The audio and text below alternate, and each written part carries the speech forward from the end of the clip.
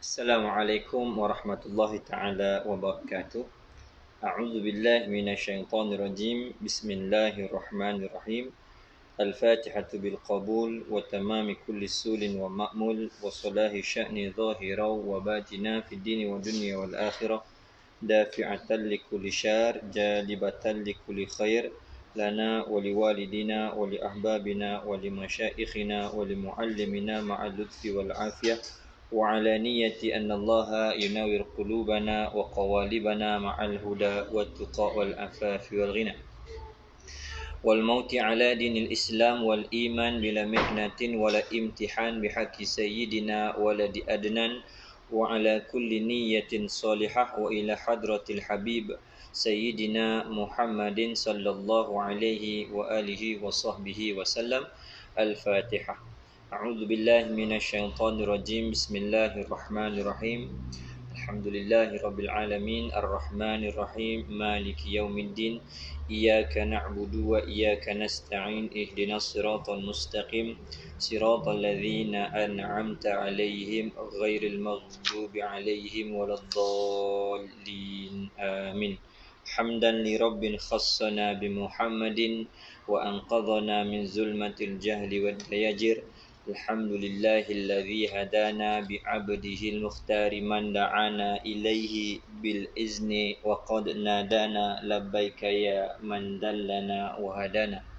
اللهم صل على سيدنا محمد الفاتح لما أغلق والخاتم لما سبق ناصر الحق بالحق والهادي إلى صراطك المستقيم وعلى آله حق قدره ومقداره العظيم. سبحانك لا علم لنا إلا ما علمتنا إنك أنت العليم الحكيم.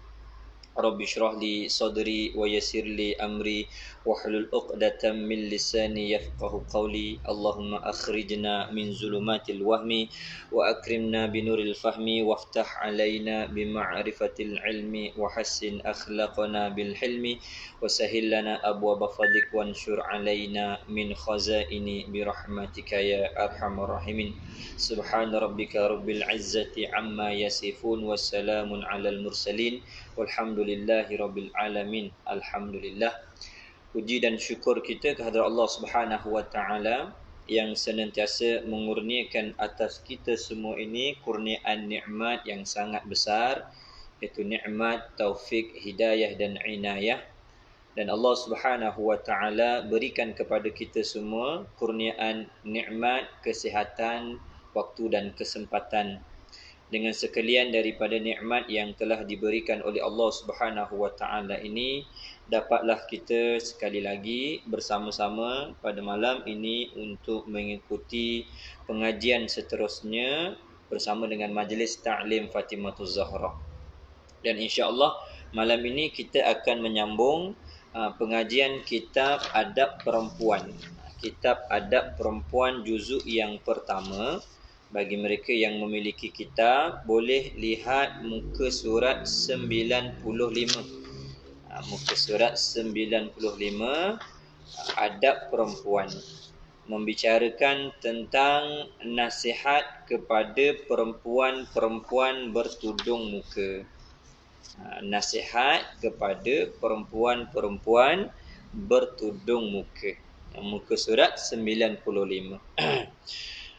Qala muallifu hafizahullahu ta'ala wa rahimahullahu ta'ala wa nafa'ana bi ulumihi fid daraini amin ya rabbal alamin.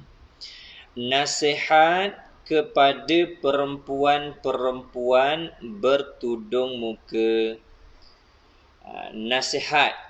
Ini satu nasihat kepada siapa ni? Kepada perempuan-perempuan yang bertudung muka. Jadi apabila kata nasihat, ibarat daripada perkataan ataupun perbuatan yang memberi kebaikan kepada orang yang menerima. Itu dikatakan nasihat. Apabila perkataan itu kita katakan kepada orang lain dan orang yang mendengar itu menerima nasihat itu dan dia mendapat kebaikan, itu dinamakan nasihat. Terkadang nasihat ini dengan perkataan.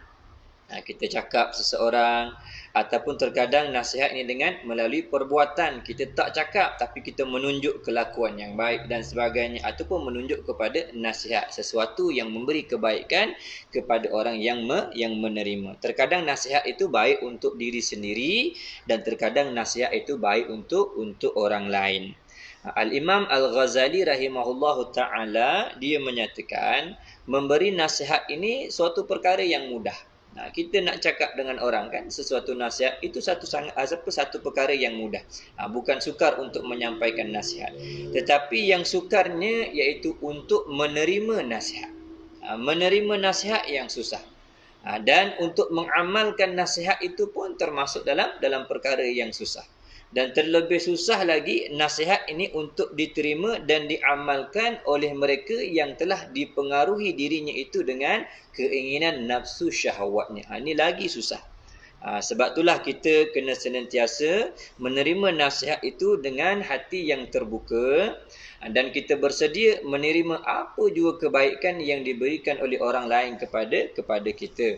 Sayyidina Ali karamallahu wajhah ada menyatakan, jangan kamu lihat kepada siapa yang berkata-kata, tetapi kamu lihat apa yang diperkatakan. Itu penting. Jangan kita lihat siapa yang bercakap, tetapi kita lihat apa yang diperkatakan.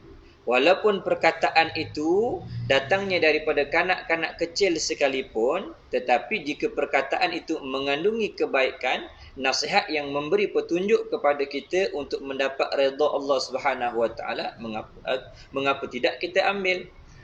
Dan ada ketika walaupun datangnya perkataan ataupun nasihat itu daripada orang yang bukan Islam sekalipun, tetapi daripada zahir perkataan itu memiliki kebaikan dan keelokan untuk kita, sama ada kebaikan di dunia ataupun di akhirat, mengapa tidak kita ambil? Sebab tu jangan kita lihat kepada siapa yang berkata-kata, tetapi kita lihat apa yang diperkatakan. Kalau orang yang tua sekalipun, tapi dia memperkatakan perkataan-perkataan yang tidak elok, berdusta, mengumpat dan sebagainya, takkan kita nak ambil, takkan kita nak ikut. Jadi kita ambil apa juga perkataan yang baik, walaupun datangnya daripada sesiapa pun. Tak semestinya kena datang daripada ulama, tak semestinya kena datang daripada para ustaz, tak semestinya. Tapi lazimnya para ulama dan para guru-guru agama ini, mereka akan memperkatakan perkara-perkara yang baik. Kalau dia sebagai ulama ataupun sebagai ustaz ataupun orang yang termasuk dalam golongan agamawan memperkatakan perkataan-perkataan yang baik, yang tidak baik, maka ia tak termasuk dalam golongan orang yang patut diikuti. Okey. Nasihat kepada perempuan-perempuan bertudung muka. Ini satu perkara yang sangat baiklah. Kebaikan ataupun nasihat kepada sekalian perempuan-perempuan yang bertudung, yang bertudung, yang menutup aurat. Ini nasihat yang nak diberikan. Maka hendaklah perempuan-perempuan mengetahui bahawa syariat yang maha suci itu, apa syariat yang maha suci itu? Agama Islam lah, yang dibawa oleh Nabi kita Muhammad sallallahu alaihi wasallam. Bila disebutkan agama membawa maksud undang-undang ataupun syariat yang dibawa oleh Nabi kita Muhammad sallallahu alaihi wasallam, yang diterima ataupun yang diperintahkan oleh Allah Subhanahu wa taala. Itu namanya syariat ataupun agama. Jadi agama yang diterima di sisi Allah ataupun syariat ataupun undang-undang kehidupan dan peraturan yang diterima di sisi Allah, iaitu agama Islam. Innad dina 'indallahil Islam. Sesungguhnya satu-satunya agama yang diterima oleh Allah Subhanahu wa taala iaitu Islam. Sehingga Allah Subhanahu wa taala menyatakan dalam ayat Al-Quran yang lain, wa may yabtaghi ghairal islami dina, barang siapa yang mengambil selain daripada Islam sebagai anutannya, sebagai ikutannya, sebagai pegangannya dalam kehidupan, maka Allah Subhanahu wa taala tidak akan menerima sesuatu pun daripada apa yang telah mereka lakukan ketika di dunia. Bahkan nanti ketika di akhirat dia akan menjadi orang yang paling rugi, Kenapa rugi? Dia beranggapan segala apa yang dia lakukan ketika di dunia dibalas dengan kebaikan oleh Allah Subhanahu Wa Taala. Tetapi apabila sampai di hari akhirat ataupun hari kiamat, dia tidak beroleh apa-apa pun daripada kebaikan. Kenapa? Kerana dia tidak hidup berlandaskan aturan dan hukum hakam yang ditetapkan oleh Allah Subhanahu Wa Taala melalui agama Islam yang dibawa oleh Nabi kita Muhammad sallallahu alaihi wasallam. Okey. Jadi dia beri peringatan dah ni. Maka hendaklah perempuan-perempuan secara khususnya bagi orang-orang yang beriman dan sekalian daripada muslimat, dan secara umumnya untuk sekalian daripada manusia. Maka hendaklah perempuan-perempuan mengetahui bahawa syariat yang maha suci itu, yakni syariat Islam, menyuruh akan perempuan-perempuan bertudung. Syariat yang menyuruh orang perempuan ini bertudung. Ini bukan kita bertudung ni ataupun berjilbab, ini bukanlah rekaan ataupun tradisi ataupun ikutan orang-orang Arab. Tak sama sekali, melainkan tudung yang dipakai untuk menutup aurat itu termasuk sebahagian daripada perintah Allah Subhanahu Wa Taala. Ini sebab tu kita kena perhatikan baik-baik. Sekarang ni ada golongan-golongan daripada kalangan Islam liberal. Mereka yang mengaku Islam tetapi membawa undang-undang sendiri. Di antara perkataan mereka menyatakan bahawa tudung itu bukan sebahagian daripada perkara yang diperintahkan oleh Allah Subhanahu Wa Taala. Sebab tu kita lihat keadaan orang-orang yang membawa Islam liberal ni, pakaian mereka itu tidak menggambarkan sebagai orang Islam. Kerana bagi mereka rambut yang dimiliki oleh orang perempuan ini termasuk sebahagian daripada hak milik orang perempuan yang boleh ditayangkan. Kenapa perlu ditutup? Apabila ditutup, seolah-olah ia telah melanggar hak asasi, yakni keinginan yang ada dalam diri orang perempuan untuk menayangkan perhiasan dirinya. Itu termasuk dalam kita kata pandangan-pandangan yang menyeleweng daripada agama yang dibawa oleh Nabi kita Muhammad sallallahu alaihi wasallam. Kalau kita lihat di dalam Al-Quran, sangat jelas Allah Subhanahu Wa Taala memerintahkan kepada golongan perempuan ini supaya supaya menutup bahagian kepala mereka sehingga ke bahagian dada mereka itu dengan tudung yang dilabuhkan. Selain daripada mereka memakai pakaian yang labuh seumpama jubah ataupun sebagainya, maka di bahagian atas kepala sampai kepada bahagian dada ni diperintahkan untuk ditutup dengan kain yang dinamakan tudung ataupun jilbab.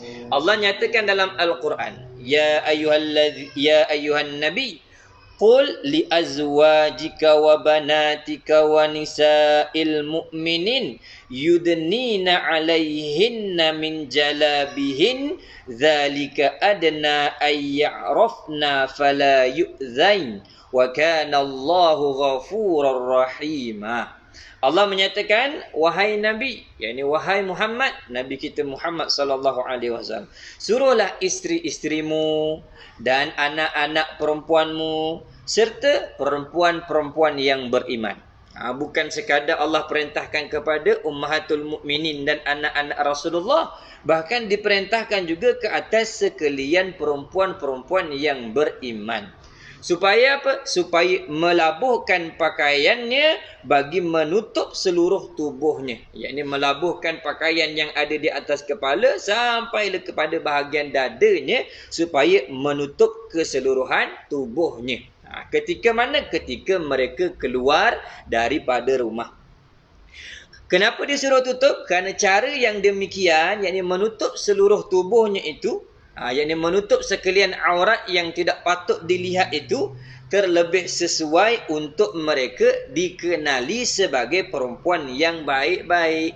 Untuk membezakan, kalau di zaman dahulu, yakni di zaman ketika Rasulullah sallallahu alaihi wasallam, untuk membezakan di antara satu kaum dengan satu kaum, dia nak membezakan di antara golongan musyrikin dan juga orang yang beriman, di antaranya ialah dengan cara berpakaian. Kalau orang-orang yang jahiliyah, mereka yang masih lagi belum memeluk Islam, mereka akan membuka pakaian sehingga mendedahkan mendedahkan bahagian-bahagian yang tak patut mereka dedahkan. Sehingga menampakkan rambutnya, menampakkan lehernya, menampakkan perhiasannya, menampakkan kakinya. Kerana itu pakaian orang-orang jahiliah. Maka Islam yang dibawa oleh Nabi kita Muhammad sallallahu alaihi wasallam telah disempurnakan oleh Allah Subhanahu wa taala sehingga cara berpakaian pun perlu dibezakan di antara orang yang beriman dengan orang yang tak beriman. Jadi Allah perintahkan kepada Nabi supaya sampaikan kepada isteri-isterinya dan juga anak-anak perempuannya supaya apa? Supaya menutup bahagian tubuh mereka, yakni aurat yang tidak patut dilihat oleh orang lain ketika keluar daripada rumah. Tujuannya untuk apa? Untuk membezakan bahawa kedudukan mereka itu sebagai perempuan yang lebih baik kelakuannya jika nak dibandingkan dengan orang-orang jahiliah daripada kalangan perempuannya dan juga ahlul kitab. Itu dia.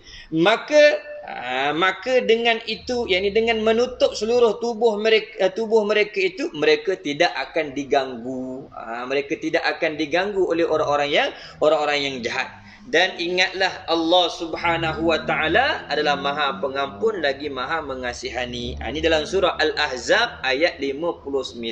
Jadi ayat ini menjadi dalil bahawa Allah Subhanahu wa taala telah memerintahkan kepada siapa? Kepada orang-orang perempuan yang beriman supaya mereka itu memakai tudung. Bertujuan untuk menutup perhiasan yang batin bagi perempuan yang ada di atas kepala sampailah kepada bahagian dadanya. Jadi syariat yang dibawa oleh Nabi kita Muhammad sallallahu alaihi wasallam memang menyuruh perempuan itu supaya apa? Supaya bertudung. Kerana apa? Kerana iaitu yakni perempuan-perempuan yang bertudung, kerana memakai tudung itu semulia-mulia perangai, sebaik-baik kelakuan orang yang beriman di kalangan perempuannya, iaitu mereka yang menutup keseluruhan auratnya daripada dilihat oleh lelaki ajnabi ataupun dilihat oleh mereka-mereka yang tiada patut melihat akan perkara yang perlu ditutup daripada tubuhnya. Kerana iaitu semulia-mulia perangai, iaitu memakai tudung itu merupakan semulia-mulia perangai dan yang patut bermegah-megah oleh tiap-tiap perempuan yang berakal dengan dia, yakni dengan memakai tudung. Sepatutnya orang perempuan sekalian daripada muslimat, kamu perlu berasa megah, yakni perlu rasa berbangga dengan pakaian yang kamu pakai, iaitu pakaian yang menutup aurat. Jangan sampai kita rasa bahawa memakai tudung itu sebahagian daripada pakaian yang ketinggalan zaman. Jangan pernah sekali terdetik di hati kita dengan bertudung itu ia merupakan pakaian yang tidak sesuai dengan masa sekarang ni. Jangan. Bahkan yang sepatutnya kamu kena berbangga. Kalau kamu tu termasuk dalam kalangan orang yang memakai tudung, yakni yang menutup aurat dengan sempurna. Kerana apa? Kerana selama mana kamu keluar daripada rumah dengan menutup aurat, dengan menyempurnakan pakaian kamu, dengan memakai tudung yang sempurna, maka kamu sedang beribadah kepada Allah Subhanahu wa taala. Selama itulah kamu dihitungkan sebagai orang yang sedang melaksanakan ketaatan kepada Allah Subhanahu wa taala. Dan selama itulah para malaikat Allah Subhanahu wa taala mencatatkan kebaikan-kebaikan atas diri kamu sebagai hamba yang salihah, yakni yang berbuat baik terhadap apa yang diperintahkan oleh Allah Subhanahu wa taala. Takkan kamu tak berasa bangga? Mestilah kita berasa bangga. Dan sepatutnya kamu kena berbangga lagi. Kenapa? Kamu sedang memperagakan ataupun kamu sedang menzahirkan pakaian perempuan-perempuan yang dimuliakan oleh Allah Subhanahu wa taala, iaitu mereka-mereka yang disebut sebagai ummahatul mukminin, iaitu ibu-ibu orang yang beriman, iaitu sekalian isteri-isteri Rasulullah sallallahu alaihi wasallam, dan pakaian para sahabiah yang telah dimuliakan oleh Allah Subhanahu wa taala. Tu. Bila kita memakai tudung, bila perempuan ni pakai tudung, itulah sifat yang perlu ada dalam diri kita. Iaitu kita merasa bangga, kita merasa megah dengan pakaian yang sedang kita pakai. Bukan masuk bangga dan megah ni kita berbangga-bangga dengan keelokan tudung kita. Bukan kita bermegah-megah dengan kecantikan tudung kita, ataupun fashion tudung kita, ataupun rekaan tudung kita, ataupun harga tudung kita. Itu lain. Yang tu termasuk dalam riak. Yang mana kita rasa diri kita memiliki kelebihan nisbah pakaian dan sebagainya. Itu tak boleh. Masuk bangga dia maksud kita suka. Mana kita rasa bahawa kita ni telah melaksanakan perintah Allah Subhanahu Wa Taala. Kita kena bangga. Kita kena ada sifat bermegah-megah. Kenapa? Kerana kita telah menyempurnakan syariat Allah Subhanahu Wa Taala. Lagi-lagilah di zaman sekarang ini. Di waktu ramai daripada kalangan muslimah telah meninggalkan perintah-perintah Allah, kita masih lagi mampu berdiri untuk menjadi sebahagian daripada kalangan orang yang masih lagi menghidupkan syariat Nabi sallallahu alaihi wasallam. Di saat ramai daripada kalangan muslimah merubah kehidupan mereka dengan cara yang lebih ke arah kemodenan, yang mana mereka merasakan inilah kehidupan mereka sehingga mereka meninggalkan syariat Allah Subhanahu Wa Taala, kita masih lagi mampu untuk menjadi kelompok yang sedikit tetapi masih kekal menghidupkan agama Allah Subhanahu Wa Taala. Jadi mana beruntunglah bagi mereka yang masih lagi mampu untuk kekal dalam melaksanakan perintah Allah, terutama di kalangan muslimat yang masih lagi menutup auratnya dengan sempurna. Sebab tu dia kata, dan yang patut bermegah-megah oleh tiap-tiap perempuan yang berakal dengan dia.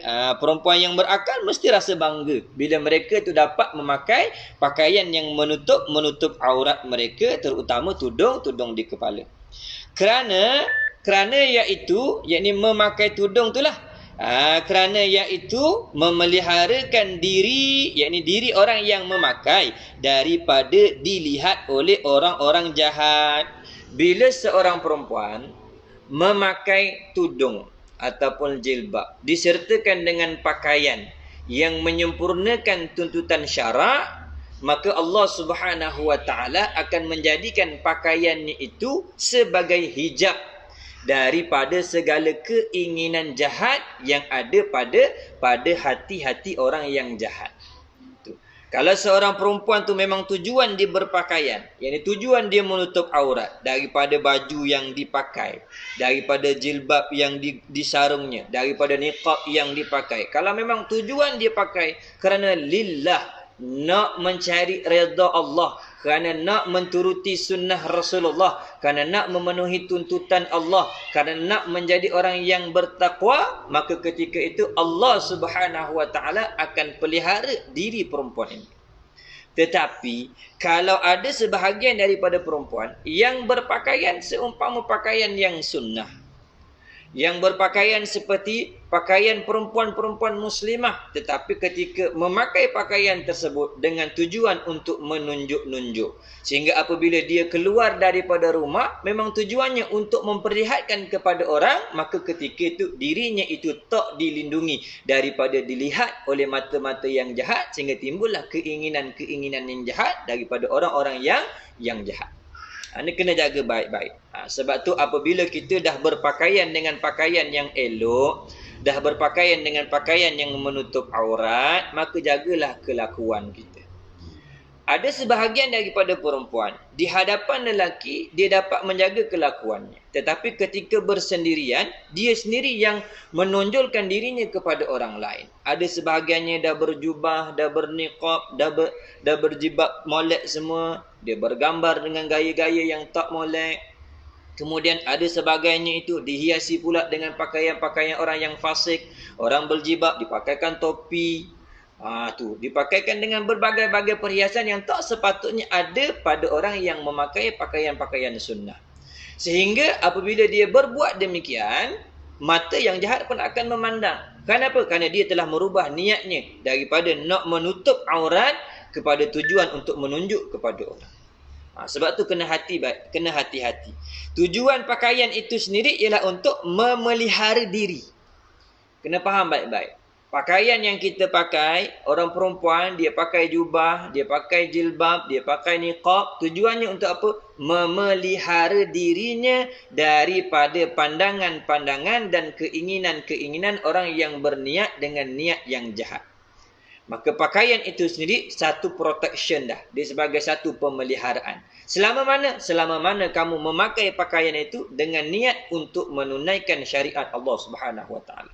Tetapi kalau kamu dengan sengaja, walaupun dah berpakaian dengan pakaian yang elok, kamu pula memperagakan kepada orang lain. Kamu pula menunjukkan kelakuan-kelakuan yang tak elok kepada orang lain, maka ketika itu apa yang kamu pakai tidak memberikan kesan yang baik kepada kelakuan kamu. Sebab tu hati-hati. Bila kita dah berpakaian dengan pakaian yang elok, maka kita kena jagalah maruah harga diri kita. Kita kena tahu apa yang patut aku buat, apa yang tak patut aku buat, apa yang patut aku perkatakan, apa yang tak patut aku perkatakan. Seperti mana kita ambil contoh. Ketika kita telah memakai pakaian solat, kita pakai telekung untuk menunaikan solat. Mana apabila kita sarung pakaian tu, memang kita tahu dah pakaian ini merupakan satu pakaian yang kita pakai untuk menyempurnakan solat. Jadi apabila kita pakai pakaian tersebut, kita dah tahu dah secara automatik kita perlu menjaga setiap perkara yang dapat menyempurnakan solat kita tu. Adakah layak apabila kita dah pakai telekung, kita mendirikan solat, kita buat perkara yang membatalkan solat kita? Makan, kita cakap, kita buat perkara-perkara yang membatalkan solat. Sesuai tak? Tak sesuai. Begitu juga ketika kita berpakaian, nak keluar daripada rumah, apa tujuan kita berpakaian? Untuk menutup diri kita ini daripada dipandang oleh lelaki-lelaki ajnabi. Maka pakaian itu sendiri tujuannya untuk memelihara diri kita. Jadi apabila kita dah keluar daripada rumah, itulah yang kita bawa. Pakaian aku untuk memelihara diri aku. Jadi aku tak boleh pergi tempat ni. Aku tak boleh jumpa orang ni. Aku tak boleh cakap macam ni. Aku tak boleh buat benda ni. Kenapa? Tak sesuai dengan pakaian yang aku pakai. Kerana pakaian untuk memelihara diri aku. Itu kena jaga baik-baik. Kerana iaitu pakaian yang sempurnalah bertudung. Memeliharakan diri daripada dilihat oleh orang-orang jahat. Sama juga seperti sesuatu yang molek yang kita bakhilkan orang memandangnya.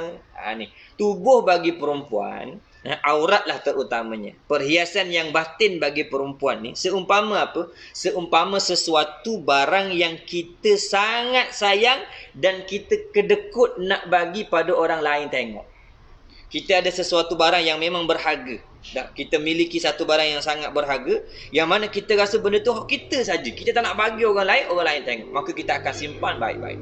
Contoh kita kata, benda tak salah tapi biasa orang buat. Orang perempuan, bila dia ada simpan gambar lelaki, dia ada rasa suka dekat seseorang, maka dia pun dapat gambar. Gambar tu dia akan simpan betul-betul di tempat yang tersembunyi, sehingga orang lain tak dapat tengok. Dia seorang je. Bila dia nak tengok, dia pergi ke tempat-tempat yang tersembunyi. Itulah dia tengok seorang, dia belik. Salah benda ni. Tapi oleh kerana benda tu dia nak dan dia sayang, sehingga dia kedekut bagi orang tengok, dia pelihara betul-betul. Maka ada suatu perkara yang terlebih kamu kena jaga, terlebih kamu kena kedekutkan, jangan bagi orang pandang. Apa dia? Aurat kamu. Aurat bagi perempuan tu satu perkara yang sangat perlu kita lindungi, yang sangat perlu dibakhilkan. Kalau kata nak kedekut, inilah dia. Jangan kamu tunjuk sama sekali aurat yang patut kamu tutup, yang wajib kamu lindungi daripada pandangan orang lain. Acu boleh ikutlah. Kalau gambar tu kamu boleh simpan di tempat yang sulit, maka perhiasan diri kamu daripada segala aurat itu terlebih lagi kamu kena tutup. Jangan bagi orang pandang. Sebelum keluar daripada rumah tu, kita kena perhatikan betul-betul diri kita. Adakah kita telah menutup sekalian daripada bahagian yang memang patut kita tutup daripada pandangan orang lain. Kenapa? Inilah hak kita. Perhiasan diri kita. Aurat kita yang wajib untuk kita lindungi. Umpama contoh yang lain kita buat. Biasanya orang buat contoh kita lihat pada makanan kanak-kanak, iaitu gula-gula, yang dinamakan sebagai lollipop. Pernah tengok lollipop kan? Gula-gula yang budak-budak hisap. Ketika dia masih lagi dalam keadaan berbalut, lama mana pun, maka keadaan yang di dalam tu, lollipop tu tetap dalam keadaan baik. Mana tak dimasuki oleh semut, tak kena angin, tak kena terbuka kepada udara yang kotor dan sebagainya. Dia selamat. Lama mana pun dia duduk di situ, selama itulah dia akan terjamin daripada kotor. Tetapi ketika dibuka sampulnya itu, maka ketika itulah terdedah dengan udara yang kotor. Ketika itulah terdedah dengan semut dan bermacam-macam lagi sehingga menjadikan barang yang elok pun jadi tak elok. Perempuan begitulah. Ketika mereka tertutup, ketika itulah kemuliaan diri mereka itu semakin terjaga. Tetapi apabila ketika mereka membuka sedikit demi sedikit daripada perhiasan yang sepatutnya mereka tutup, maka hilanglah kemanisannya, hilanglah kebaikannya, hilanglah keindahannya, hilanglah keistimewaannya. Itu kena jaga baik-baik. Perkara yang perlu kita perhatikan betul-betul. Sama juga seperti sesuatu yang molek, yakni yang elok, yang kita bakhilkan orang memandangnya, begitulah juga dengan aurat ini yang sepatutnya ditutup. Sebab tu orang perempuan dia kena tahu apa aurat dirinya tu. Ada beberapa bahagian dan ada beberapa keadaan aurat bagi perempuan ni. Dia tak sama dengan lelaki. Adapun orang lelaki ni dia agak mudah sikit. Aurat lelaki ni agak mudah sikit. Lelaki ni ada aurat yang wajib ditutup untuk semua keadaan itu hanya daripada pusat sampai lutut. Ini yang wajib ditutup. Tapi walaupun kita kata daripada pusat sampai lutut saja, taklah bermakna orang lelaki tu boleh buka baju ke sana kemari. Tak sampai macam tu. Cuma nak kata, andai kata kalau terbuka dengan tak sengaja dilihat oleh orang lain ketika tu, tak dianggap sebagai dosa. Kalau terbuka bajunya, ketika lepas mandi macam contoh, dia keluar bilik orang nampak sebagai contoh, orang lihat, mana tak dosa. Kenapa? Kerana tu bukan bahagian yang wajib ditutup. Adapun perempuan, dia berbeza. Orang perempuan ni dia berbeza. Kerana istimewanya perempuan, maka banyaklah perkara yang perlu dia jaga. Kerana di tubuh perempuan itu banyak sangat keistimewaan yang diberikan oleh Allah Subhanahu Wa Taala sehingga diperintahkan tutup banyak perkara berbanding dengan lelaki. Sebab tu kita kena lihat. Yang pertama, keadaan aurat perempuan ketika dia bersendirian. Ketika dia bersendirian ataupun dia di hadapan perempuan yang sama jenis dengannya daripada kalangan perempuan-perempuan Islam ataupun di hadapan lelaki-lelaki yang mahramnya. Ini 3 keadaan. Ketika dia bersendirian, ketika dia di hadapan perempuan-perempuan yang Islam, kemudian ketika dia di hadapan lelaki-lelaki yang menjadi mahramnya. Ayahnya ke, adik-beradiknya ke, yang ada hubungan keluarga dengannya, maka yang menjadi aurat baginya adalah bahagian yang ada di antara pusat dan juga lutut. Ini asal. Okey, maknanya inilah perkara yang auratnya itu yang wajib yang ditutup, iaitu di antara pusat sampai ke lutut. Walaupun begitu, bukanlah maksudnya orang perempuan ni di rumah dia boleh buka baju, tak. Sama macam tadi keadaan tadilah. Andai kata kalau terbuka dengan tidak sengaja di hadapan mahramnya ataupun di hadapan perempuan-perempuan Muslim sehingga terlihatlah bahagian di antara pusat sampai ke atasnya ini, maka tak dihitung sebagai dosa. Ini tak disengajakan. Bukan maksudnya aurat daripada pusat sampai lutut kat rumah boleh pakai seluar pendek je, tak pakai baju, tak boleh. Tu kena jaga baik-baik juga tu. Maksudnya kalau terbuka dengan tidak sengaja, maka tak dihukumkan sebagai dosa. Walaupun seorang diri kena tutup juga bahagian daripada pusat sampai lutut, kecuali nak mandi. Nak mandi tu pun kalau memang boleh ditutup, maka tutuplah. Nak mandi tu kalau boleh ditutup, maka tutuplah. Kenapa? Hukumnya makruh bagi kita melihat kepada kemaluan kita sendiri. Baik. Yang kedua, aurat di hadapan perempuan yang kafir ataupun perempuan yang fasik. Aurat di hadapan perempuan yang kafir. Perempuan yang kafir mana perempuan yang bukan Islam. Kemudian aurat di hadapan perempuan yang fasik, yakni ahli maksiat. Contohnya ada rakan kita ni jenis orang yang tak pakai tudung.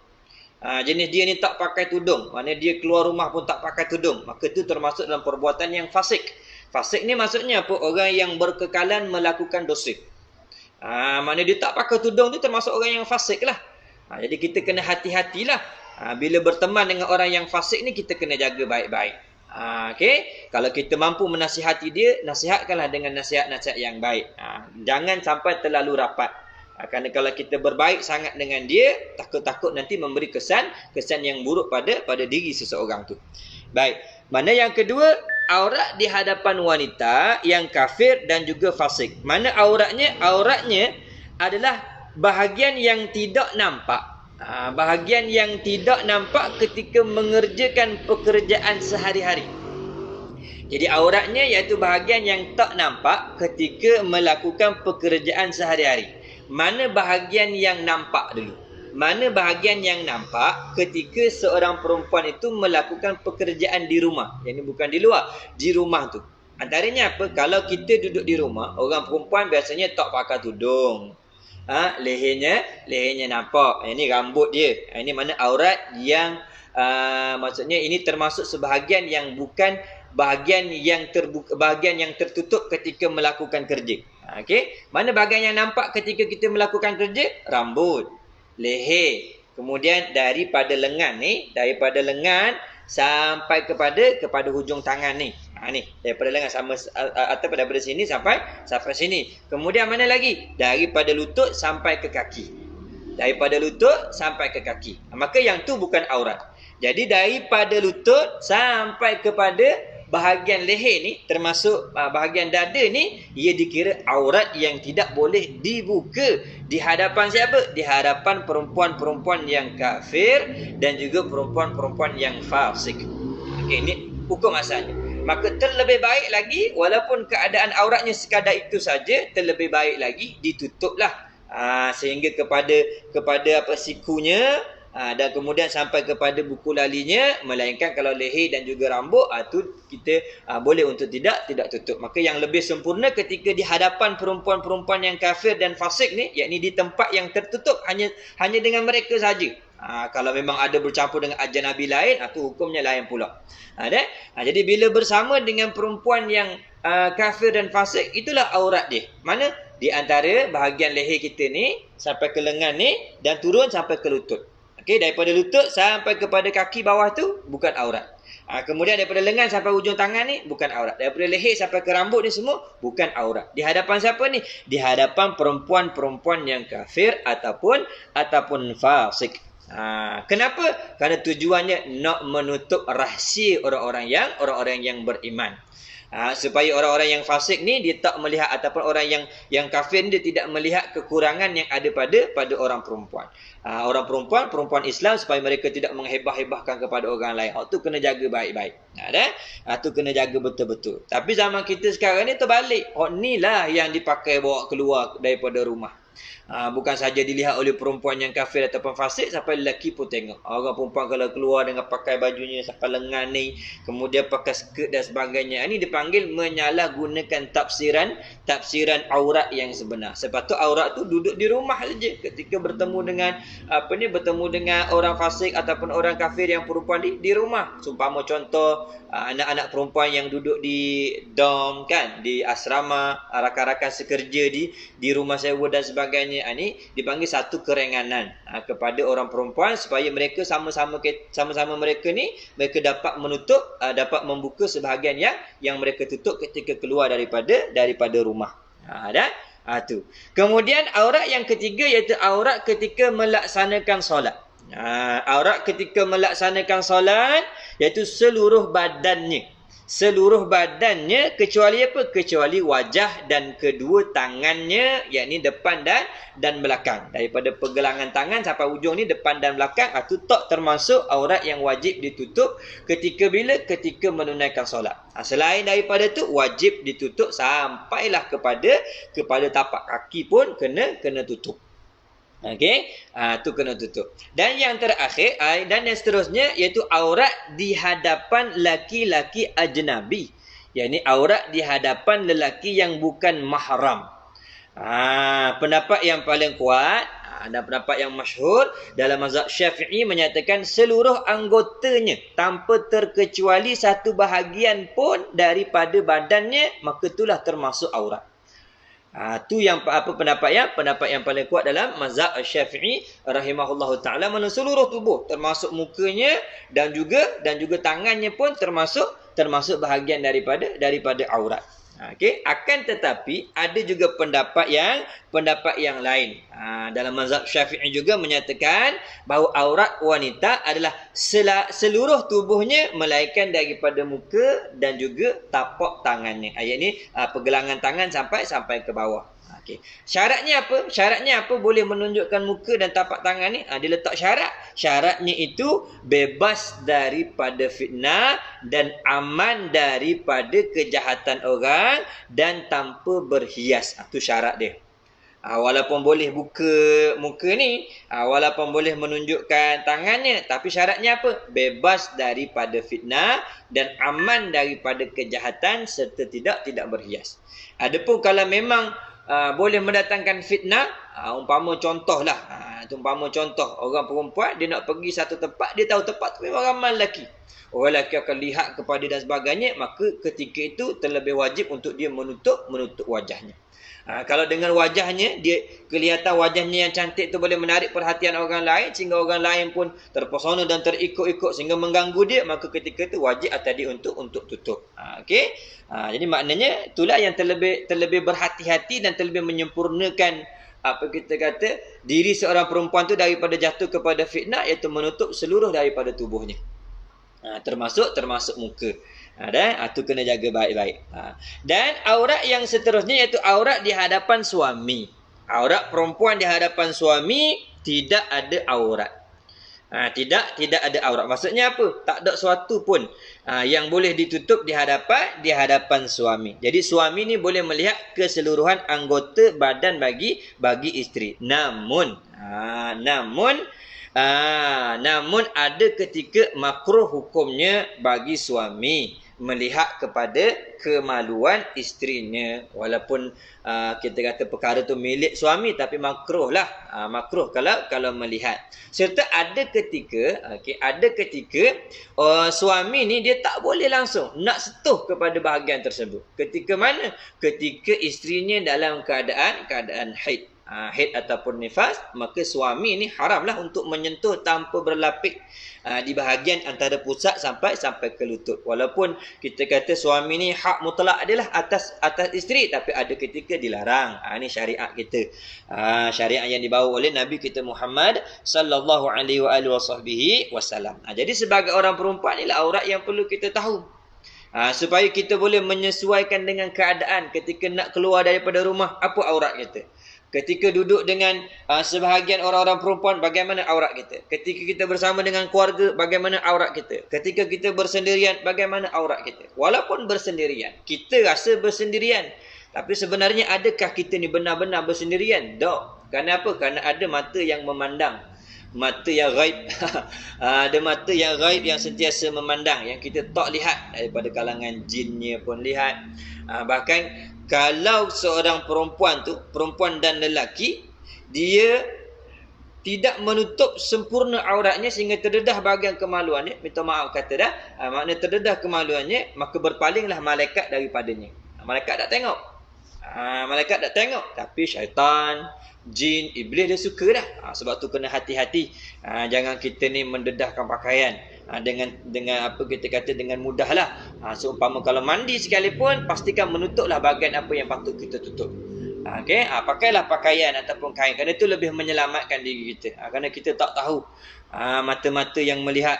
Boleh jadi terkadang ada orang yang berniat jahat, dia boleh usaha macam-macam. Nak tengoknya kepada perempuan ni, bagai-bagai usaha dia boleh buat. Tu kena jaga baik-baik sebab tu apa yang ada pada diri perempuan daripada segala auratnya itu termasuk perkara yang patut dibakhilkan. Jangan kedekut pada harta saja. Jangan kedekut pada perhiasan saja. Bahkan aurat tu pun kita kena kedekut. Jangan bagi orang lain tengok. Biarlah orang tak tengok pun, biarlah orang tak puji kita cantik ke apa dan sebagainya, itu lebih baik. Daripada dipuji tetapi kita termasuk dalam orang yang dikeji di sisi Allah dan malaikatnya, baiklah kita ni tak dipuji oleh manusia tetapi kita dipuji di sisi Allah dan sekalian para malaikatnya. Okey. Tetapi bukanlah pula bertudung itu Tetapi bukanlah pula bertudung itu bagaimana yang disangka oleh setengah orang dengan sangka yang jahat. Ni siapa ni? Di kalangan orang-orang yang liberal. Orang yang sekular kita kata. Orang yang Islam mengaku sebagai Islam tetapi mereka tidak membawa kesempurnaan Islam tu. Sehingga mereka memperlekeh-lekehkan pula syariat Islam.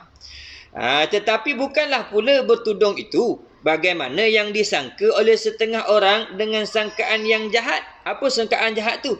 Iaitu menyekat ataupun menghilangkan kemerdekaan perempuan. Ini kan laungan yang diperkatakan oleh orang-orang perempuan liberal yang sekular. Dia kata perempuan yang bertudung ni maknanya orang yang disekat kebebasannya. Kenapa? Diri perempuan itu hak dia lah. Dia nak pakai apa ke, dia nak bertudung ke, nak pakai baju ketat ke, nak pakai skirt ke, tak mau pakai baju ke, ikut dia lah. Kenapa? Itu hak dia. Kenapa mesti mesti disekat? Kenapa nak hilangkan kebebasan? Kenapa seolah-olah nak jadikan perempuan ni seumpama hamba? Ini perkataan orang-orang yang salah lah ni. Kita lihat baru-baru ni di Kuala Lumpur kan ada perhimpunan Hari Wanita. Tetapi yang berkumpul ketika itu kebanyakannya bukan daripada wanita-wanita yang betul-betul wanita.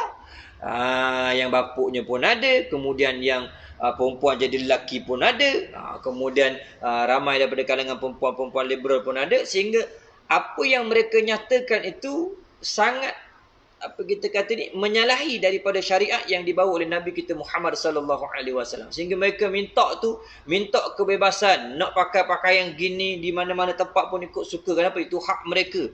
Umpama mereka kata dada mereka milik mereka, rambut mereka milik mereka. Tu mereka kata gitu. Tapi mereka lupa sebenarnya tidak ada sesuatu pun yang jadi milik mereka, melainkan semua itu merupakan pemberian daripada Allah Subhanahu wa taala. Kerana itulah Allah Subhanahu wa taala berhak memasukkan siapa jua daripada kalangan orang yang bermaksiat ke dalam neraka. Kenapa? Adilnya Allah Ta'ala.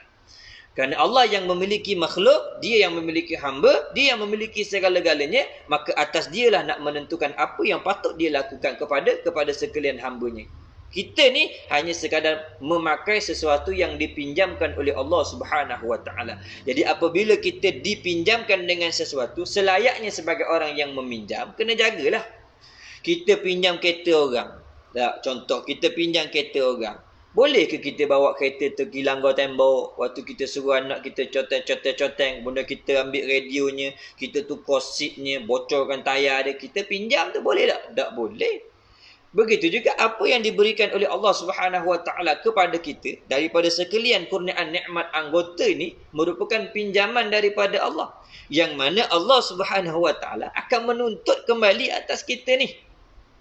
Allah tuntut nanti kembali di akhirat. Aku beri kau mata yang boleh memandang, beri telinga yang boleh mendengar, beri rupa yang cantik, beri rambut yang berhias, beri tubuh yang ramping. Bagai-bagai perkara yang diberikan oleh Allah Subhanahu wa taala, semuanya nanti akan dikembalikan kepada Allah untuk disoal jawab di hadapan Allah Subhanahu wa taala. Jadi kalau ada orang yang kata bahawa memakai tudung ini termasuk sebahagian daripada menyekat ataupun menghilangkan kemerdekaan, maka tidak sekali-kali. Tidak sama sekali. Tidak sama sekali. Sebenarnya bukan menyekat, bukan menghilangkan kemerdekaan, bahkan itulah hakikat kemerdekaan yang sebenar. Kenapa? Kerana kita sebagai orang yang beriman, kita kena ingat dunia ini merupakan penjara bagi orang yang mukmin, tetapi syurga bagi orang yang kafir. Dunia ini merupakan penjara bagi kita. Bagaimana kehidupan di penjara? Terkawal, terkongkong, terikat, kena patuh dengan berbagai-bagai undang-undang. Begitulah kita hidup di dunia. Kita terkawal, kita dipaksa. Dipaksa oleh apa? Dipaksa oleh Allah Subhanahu wa taala. Supaya apa? Supaya kita menjalankan apa yang diperintahkan oleh Allah Subhanahu wa taala. Adapun tempat kebebasan kita mana? Di akhirat kelak. Ketika kita berjaya di akhirat kelak, kita dimasukkan ke dalam syurga, itulah kebebasan yang sebenar. Itulah kemerdekaan yang sebenar. Selama mana kita masih hidup, selama tu kita bukan orang yang merdeka, kita bukan orang yang bebas, tetapi kita merupakan orang yang digagahi untuk melakukan berbagai-bagai perintah Allah Subhanahu wa taala. Sebab tu kita disuruh menutup aurat, disuruh supaya solat, disuruh supaya berpuasa, disuruh supaya untuk beradab dengan adab-adab yang baik. Kenapa? Kerana kepayahan yang kita lakukan di dunia bertujuan untuk kita mendapat kemanisan dan kenikmatan ketika berada di akhirat kelak. Tu biarlah susah ketika di dunia ni, tak apalah. Innamal usri yusra. Sesungguhnya setiap kesusahan itu akan ada kesenangan dan kejayaannya. Kesusahan di dunia untuk mendapatkan kesenangan di akhirat. Sebagai orang perempuan, kita kena ingat, orang-orang perempuan, saudari-saudari, anak-anak perempuan, kena ingat, kenikmatan dan kesukaan di dunia ini bukanlah sesuatu yang berkekalan.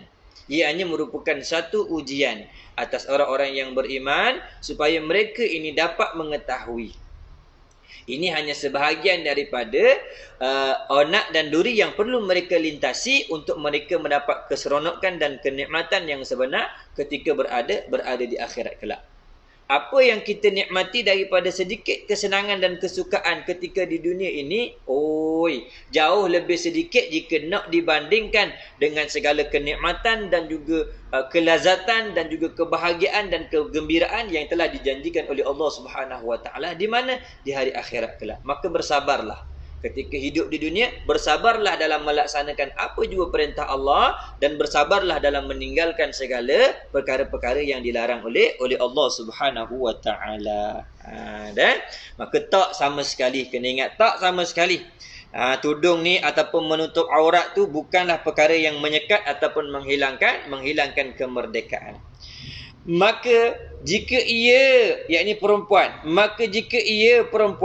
bertudung daripada permulaan besarnya, yakni ketika kecilnya, ketika anak itu sudah mumayyiz, ketika dia peringkat mumayyiz dah tahu untuk berpakaian, maka jika ia bertudung daripada permulaan besarnya dan dibiasakannya hingga ke besar, daripada kecil, sebagai ibu dan bapa, ajarkan kepada anak supaya menutup aurat.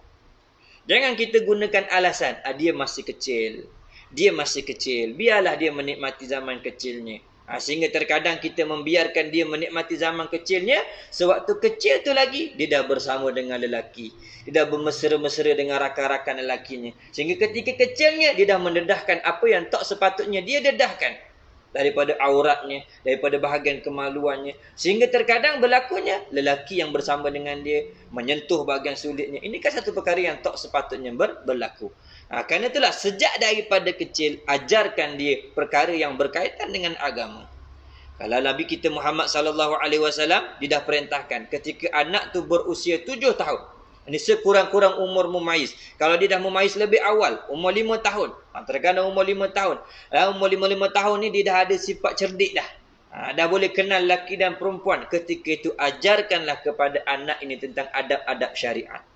Ajarkanlah tentang agama Allah Subhanahu Wa Taala. Walaupun basic, cara menutup aurat, cara memakai tudung. Supaya apa? Supaya dibiasakannya hingga ke besar. Supaya daripada kecil itu dia akan terbiasa. Benda yang terbiasa dia pakai, maka akan menjadi adat dalam kehidupannya. Maka jadilah seperti lazim kepada tabiatnya. Maka sebab daripada kecil dia pakai tudung, daripada kecil dia menutup aurat sampai ke besar, maka jadilah kelaziman dalam kehidupannya. Jadi perkara yang biasa. Sehingga nak buka jadi malu. Sebab tu kita kena bagi tahu. Waktu nak beri pakai kepada dia, kita kena kata pada dia bahawa inilah pakaian yang paling sempurna untuk menutup diri, untuk menjaga maruah, untuk menyembunyikan perkara yang patut disembunyikan, supaya dia ada rasa malu. Supaya dia tahu peranan pakaian itu tujuannya untuk apa. Jadi apabila dia tahu, dia akan faham. Di hadapan orang pun dia tak akan buka dengan suka-suka. Bila ada orang yang nak cuba buka dia punya pakaian, dia akan rasa malu, dia akan rasa takut, dia akan rasa larikan diri. Sebab apa? Dia faham konsep pakaian tu. Bukan kita beri pakai itu tujuan untuk menghias dia. Ada setengah orang memang nak pakai untuk menghias. Biar nampak cantik, biar nampak lawa. Bukan tujuan pakai itu nak menutup diri dia. Itu kefahaman yang perlu kita beritahu pada anak-anak. Jadi kalau daripada kecil kita bagi tahu, kamu tujuan pakai tudung, pakai baju labu ni untuk apa? Untuk tutup aurat kamu. Kena tutup bahagian sulit kamu. Supaya apa? Supaya kamu nanti membesar menjadi orang yang salihah. Maka jangan kamu buka, jangan tunjuk. Kerana bila tunjuk nanti begini keadaannya. Kalau kamu pakai macam ni sampai ke dewasa, kamu nanti akan diberikan kemuliaan oleh Allah Subhanahu Wa Taala. Beri perkhabaran yang baik. Maklum kepada dia tentang ganjaran-ganjaran dan keutamaan menutup aurat dan berpakaian dengan mematuhi syarak. Okey. Maka jadilah seperti lazim kepada tabiatnya. Ini pun betul berlaku. Kita lihat budak-budak lelaki kalau daripada kecil kita biasakan dengan pakaian perempuan dan beri permainan dengan permainan perempuan dan campurkan dengan campuran bersama perempuan, membesarnya akan menjadi perempuan walaupun dia lelaki. Nanti dia kata kecenderungannya tu apa? Nak kepada perempuan. Sebab apa? Daripada kecil kita biasakan macam tu. Begitu juga orang perempuan kalau daripada kecil dipakaikan dengan pakaian lelaki, bermain bercampur dengan lelaki, membesarnya menjadi seumpama lelaki sedangkan dia perempuan.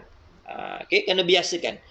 Dan teradatlah ia perempuan dengan adat yang dikasihinya itu, dan teradatnya terbiasalah ia perempuan dengan kebiasaan yang dikasihi itu. Apa kebiasaan yang dikasihi? Itu memakai pakaian yang menutup aurat.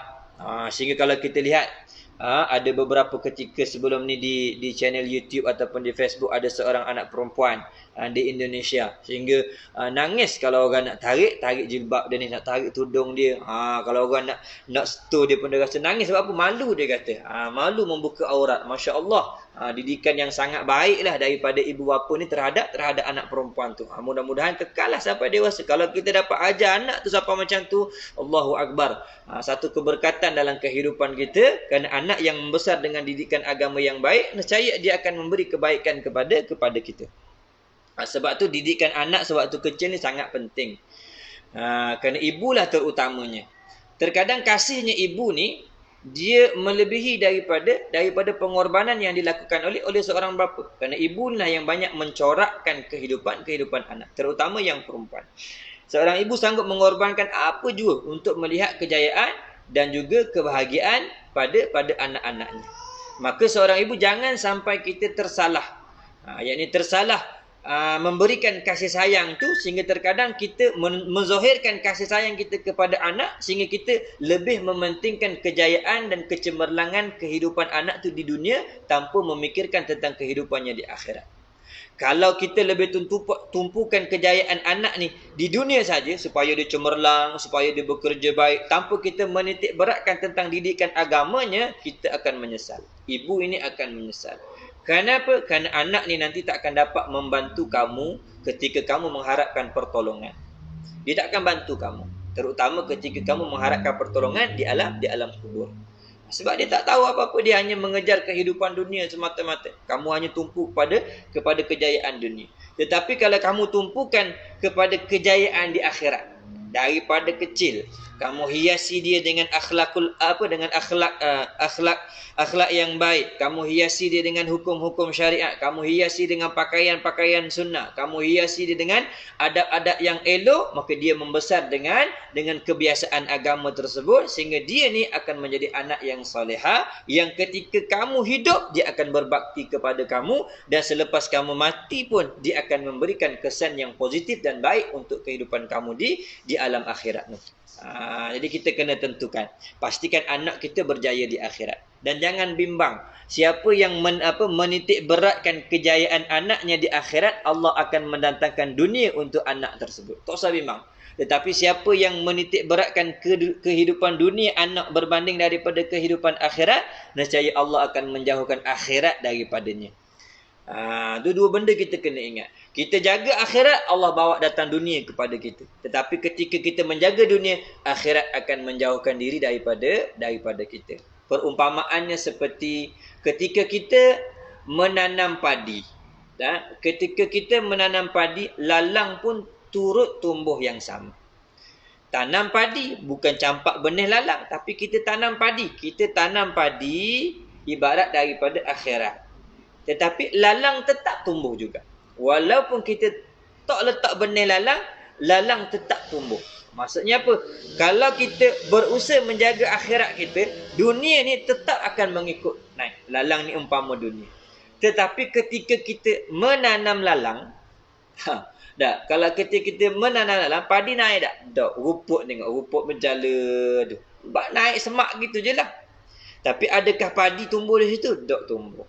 Maknanya ketika kita bersibuk-sibuk dengan keduniaan, akhirat tak akan datang kepada kita. Tetapi ketika kita menumpukan kepada akhirat, dunia akan datang kepada akhirat tersebut. Jadi anak ni tak usah bimbang. Kalau kita beri didikan agama yang sempurna kepadanya, insya-Allah Allah akan jamin kehidupannya di masa yang lagi akan datang.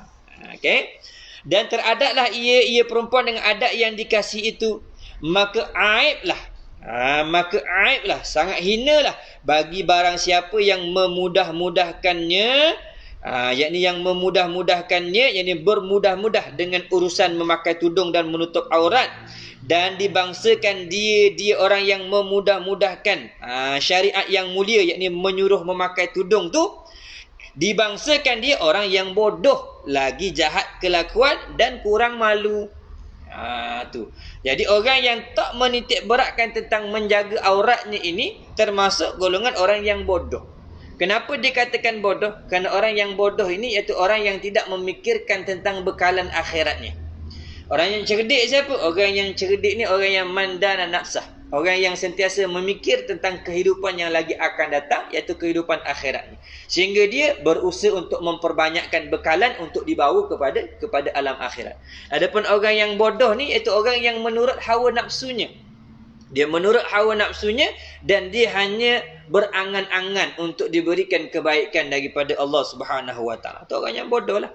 Dia tak beramal, dia tak menutup aurat, tapi dia berangan-angan. Dia tak apa, Allah ni maha pengampun.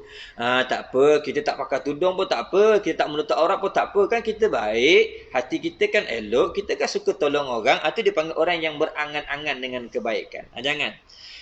Jadi orang yang bermudah-mudah dengan hukum syariat ni termasuk orang yang bodoh. Lagi jahat kelakuan, termasuk dalam orang yang su'ul akhlak, orang yang akhlak yang buruk dan kurang malu, yang orang yang tak ada malu. Tak ada sifat malu. Sebab tu malu ni sangat penting, terutama bagi perempuan.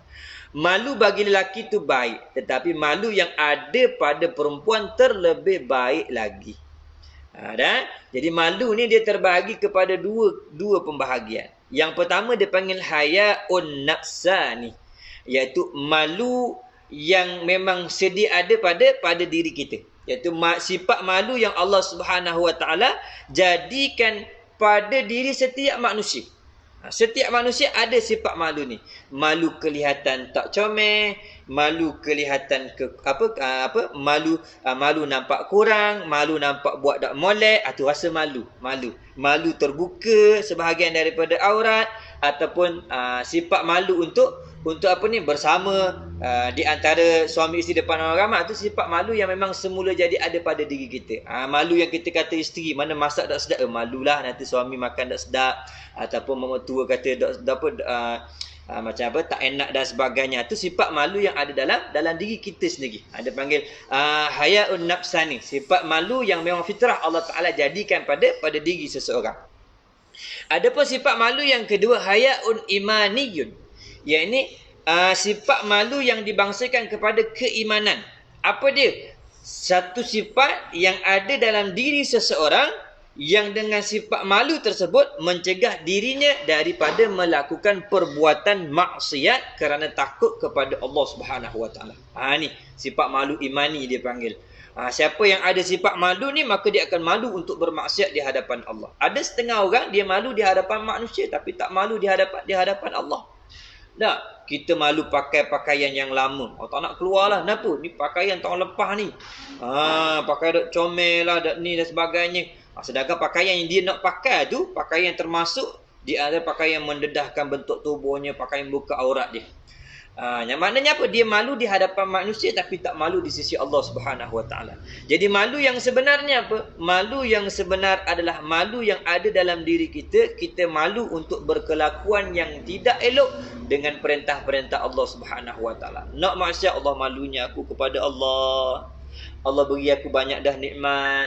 Allah banyak dah beri aku kesihatan, Allah dah banyak dah beri aku rezeki, Allah dah banyak dah beri aku kebahagiaan, tapi aku masih lagi cuai, aku masih lagi lalai, malunya kepada Allah. Itu malu imani dia panggil. Malu untuk melakukan maksiat kepada Allah. Jadi orang yang bermudah-mudah dengan syariat Allah Subhanahu wa taala, seumpama orang yang membuka aurat dan sebagainya, maka golongan ini kehilangan dua-dua sifat malu. Malu yang nafsani dan juga malu yang imani tidak ada dalam diri dia. Celalah dia. Sedangkan kalau kita nak tahu sifat malu ini, Nabi kita Muhammad sallallahu alaihi wasallam menyatakan sifat malu yang ada pada diri seseorang itu tidak ada lain yang dia bawa melainkan kebaikan semata-mata. Kalau seseorang tu ada sifat malu, maka kebaikanlah ada padanya. Bahkan di hadis yang lain Nabi SAW menyatakan bahawa kesempurnaan iman ni terbahagi kepada cabangan-cabangan yang banyak. Maka malu ini salah satu daripada cabangan kesempurnaan bagi iman. Siapa yang tidak ada sifat malu, maka tak sempurna imannya. Itu kena jaga baik-baik. Jadi biarlah ada sifat malu.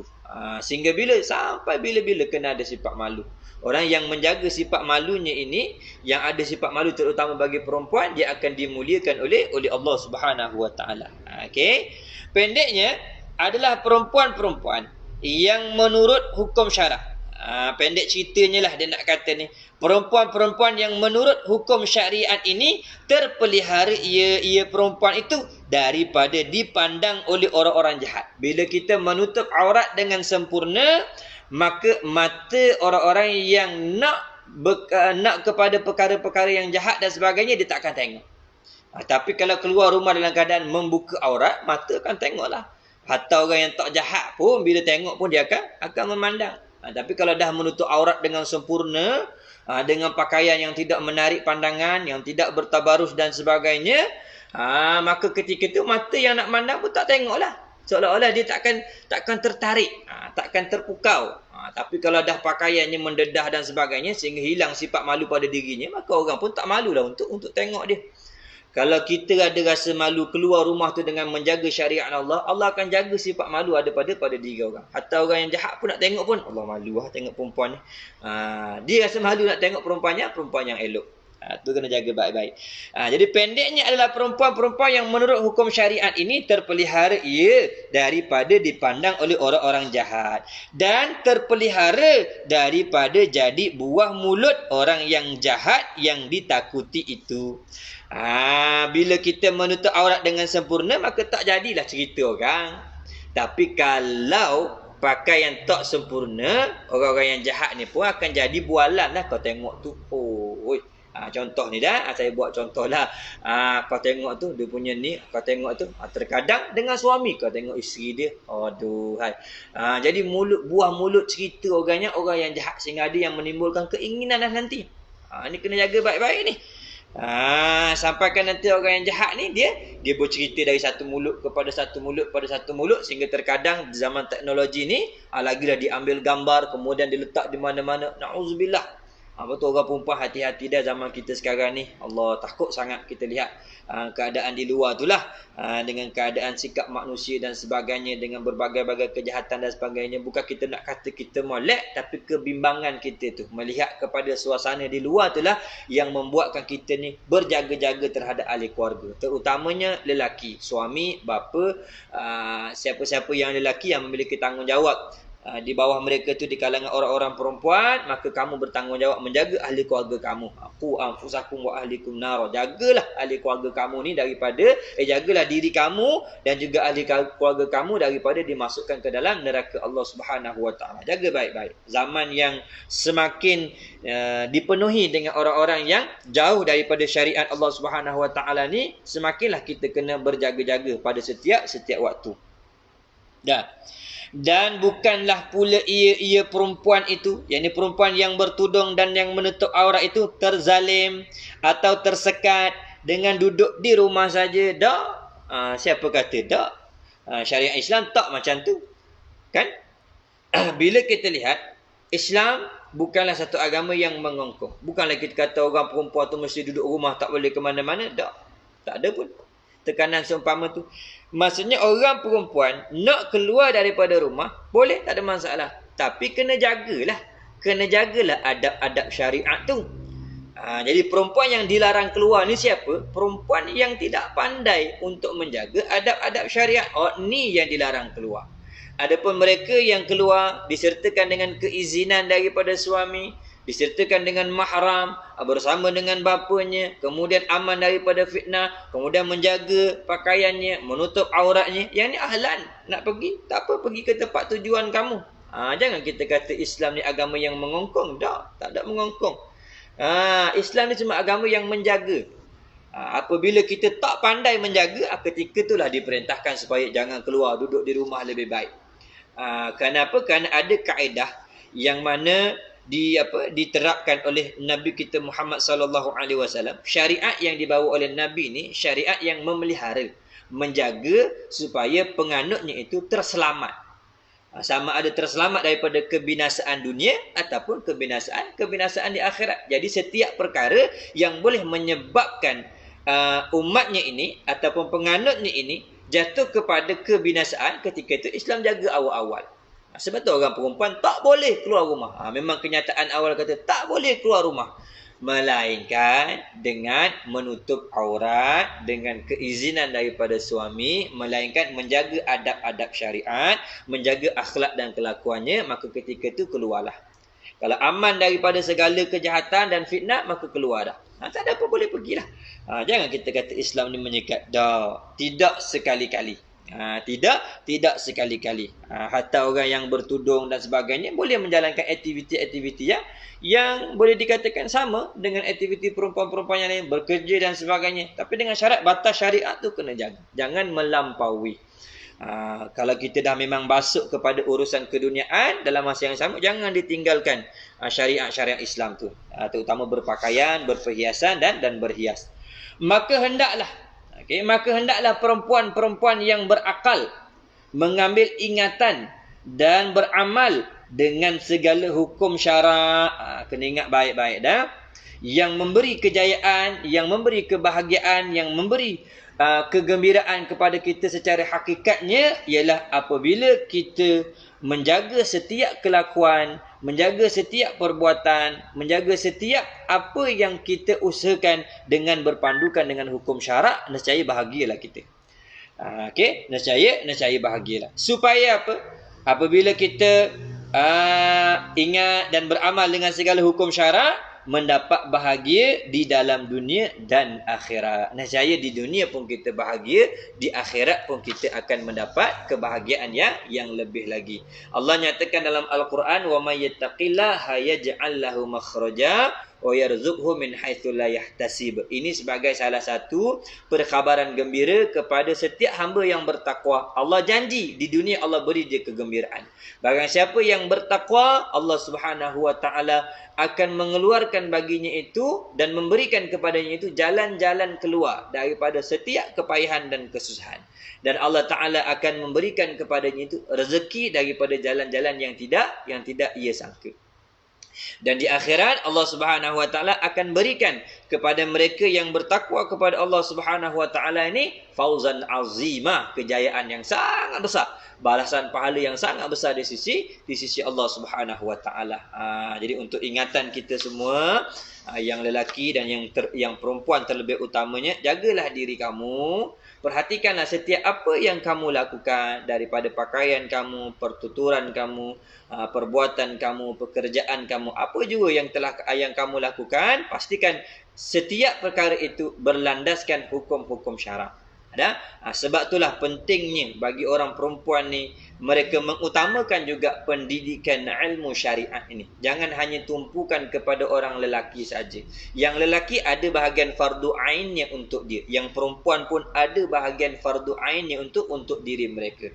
Sebagai ibu, sebagai bapa, sebagai suami, jangan abaikan pendidikan agama bagi isteri kamu, anak-anak perempuan kamu. Jangan abaikan. Kenapa? Inilah bekalan yang mereka perlukan sangat untuk berhadapan dengan kehidupan yang penuh ranjaunya di masa sekarang ini. Kalau tak dibekalkan anak-anak perempuan ini, isteri-isteri kamu dengan ilmu-ilmu syariat, nescaya mereka akan tenggelam dan lemas dengan keseronokan dan hiburan serta kesenangan yang ada di zaman sekarang ni. Jadi mudah-mudahan insya-Allah kita bermohon kepada Allah Subhanahu wa taala agar diri kita semua ini dipelihara daripada segala fitnah yang sedang berlaku di zaman kita ini. Mudah-mudahan Allah memberi kemudahan kepada kita untuk apa ni? Senantiasa berkekalan, berada pada jalan-jalan kebenaran, dan Allah bukakan kepada kita pintu-pintu kefahaman untuk kita memahami syariat-syariat yang diberikan oleh Allah Subhanahu wa taala. Jangan berhenti mengaji.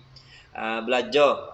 Saya beri peringatan untuk diri saya dan sekalian yang mendengar, belajarlah. Sebagai isteri, kamu boleh tuntut kepada suami kamu. Kalau suami kamu tak pandai mengajar, minta kepada dia supaya dia antar kepada tempat-tempat yang boleh memberi kamu pengajaran tentang syariat. Dia patut menyediakan nafkah yang khusus untuk kamu ni mempelajari hukum-hukum Allah Subhanahu wa taala. Jadi mudah-mudahan insya-Allah kita diberikan kesempatan dan juga diberikan ruang untuk bersama sekali lagi pada waktu-waktu yang lain bagi mengikuti pengajian yang lain pula dalam majlis Ta'lim Fatimatul Zahra. Jadi insya-Allah kita akan sambung pengajian kitab adab perempuan ini pada masa yang lain. Dia tak banyak lagi dah adab dalam kitab yang pertama ni. Sebelum kita nanti masuk kepada adab yang kedua. Jadi kalau ada apa-apa saranan ataupun pandangan dan juga nasihat dan sebagainya, insya-Allah boleh kongsikan di ruangan komen. Kita akan sama-sama kongsikan dan kita akan sama-sama perbaiki kehidupan kita ni untuk mencari keredaan Allah Subhanahu wa taala. Wallahu a'lam. Subhanakallahumma bihamdika asyhadu an la ilaha illa anta astaghfiruka wa atubu ilaik. Bismillahirrahmanirrahim. Alhamdulillahirabbil alamin. Wassalatu wassalamu ala sayyidina Muhammadin asyrafil anbiya'i wal mursalin wa ala alihi wa sahbihi ajma'in. Rabbana atina fid dunya hasanah wa fil akhirati hasanah wa qina adzabannar. Wa sallallahu ala sayyidina Muhammad wa ala alihi wa sahbihi wasallam. Subhana rabbika rabbil izzati amma yasifun wa salamun alal mursalin. Walhamdulillahirabbil alamin. Assalamualaikum warahmatullahi taala wabarakatuh.